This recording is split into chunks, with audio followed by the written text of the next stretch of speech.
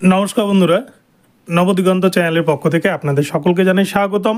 তো বন্ধুরা, আজকে সকালে আপনাদের সকলকে সুপ্রভাত জানিয়ে নতুন একটি আপডেট শেয়ার করতে চলেছি। আজকে ৩২,০০০ চাকরি বাতিল মামলায় কি ঘটতে চলেছে, আজকেই কিন্তু মামলা মোড় নিতে চলেছে অন্যদিকে, এবং আজকে মামলাটি কত নম্বর সিরিয়ালে রয়েছে, কখন উঠতে পারে, কখন উঠতে চলেছে, কজ লিস্টে কী কী রয়েছে, সমস্ত কিছু আপডেট এই ভিডিওতে দিতে চলেছি। আপনারা সম্পূর্ণ ভিডিওটি মনোযোগ সহকারে দেখুন। তবে তার আগে বলি, যারা প্রথমবার চ্যানেলটি দেখছেন, যারা এখনও চ্যানেলটিকে সাবস্ক্রাইব করেননি, আপনারা অবশ্যই চ্যানেলটিকে সাবস্ক্রাইব করে নেবেন এই ধরনের আপডেট সবার আগে সর্বপ্রথমে পাওয়ার জন্য। তো চলুন আমরা মূল পর্বে ফিরে যাই, বিস্তারিত সম্পর্কে জেনে নিই। তো বন্ধুরা, সবথেকে গুরুত্বপূর্ণ যে বিষয়, আজকে ৩২,০০০ চাকরি বাতিল মামলা রীতিমতো ঠিক যেভাবে কন্টিনিউ ১-১.৫ মাস ধরে শুনানি চলছে তপব্রত চক্রবর্তী স্যারের বেঞ্চে, সেই বেঞ্চে কিন্তু আজকে দুপুর ২টোর সময় নির্ধারিত সময়ে এই মামলাটি আবার উঠতে চলেছে। এবং এই মামলায় আজকেই কিন্তু যারা খুব সম্ভবত আজকে ইন সার্ভিসদের পক্ষ থেকে লাস্ট বলবেন, এরপরে কিন্তু বলার সুযোগ পাবেন না। এরপরের দিন থেকে কিন্তু বঞ্চিত যারা রয়েছেন তাদের পক্ষ থেকে অ্যাডভোকেটরা বলবেন, অর্থাৎ আজকেই যা বলা তাদেরকে কিন্তু বলে শেষ করতে হবে।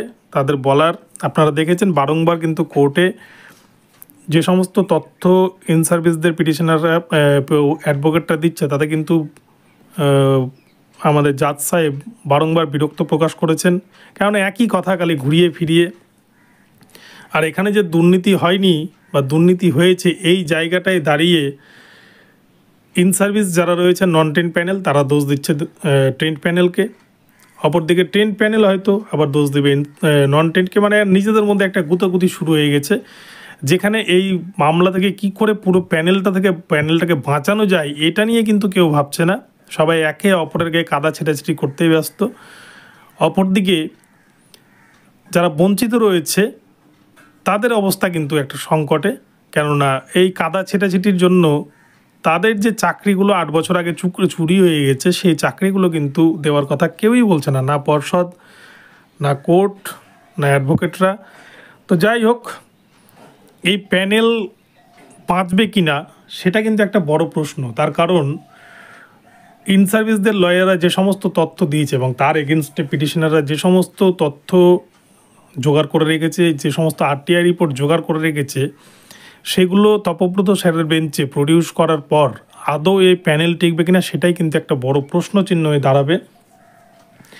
তো আজকে দুপুর ২টোর সময় এই মামলাটিতে কোন দিকে মন নেয় সেটাই কিন্তু দেখার।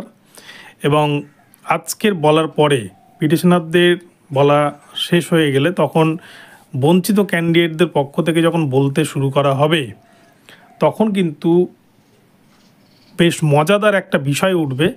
তখন খালি বিভিন্ন নিউজ চ্যানেল থেকে আরম্ভ করে, বিভিন্ন মিডিয়া থেকে আরম্ভ করে, তারা বিভিন্নভাবে খবরগুলোকে কিন্তু আরও সম্প্রসারণ করবে। তার কারণ তখন কিন্তু ভয়ঙ্কর কিছু তথ্য উত্থাপন হবে কোর্টে, এবং যেটাকে কেন্দ্র করেই কিন্তু পুরো প্যানেলটারই হয়তো ভবিষ্যৎ নিয়ে একটা চিন্তা দেখা দিতে পারে। তো যাই হোক, আজকে কি হয় দুপুর ২টোর সময় সেটা আমরা নজর রাখবো। আপনারা আমার চ্যানেলের সাথে জুড়ে থাকবেন, আমি আপডেট দেওয়ার চেষ্টা করবো সবার আগে। ভিডিওটি ভালো লাগলে চ্যানেলটিকে সাবস্ক্রাইব করে দেবেন। দেখা হচ্ছে পরবর্তী ভিডিওতে। সকলে ভালো থাকবেন, ধন্যবাদ।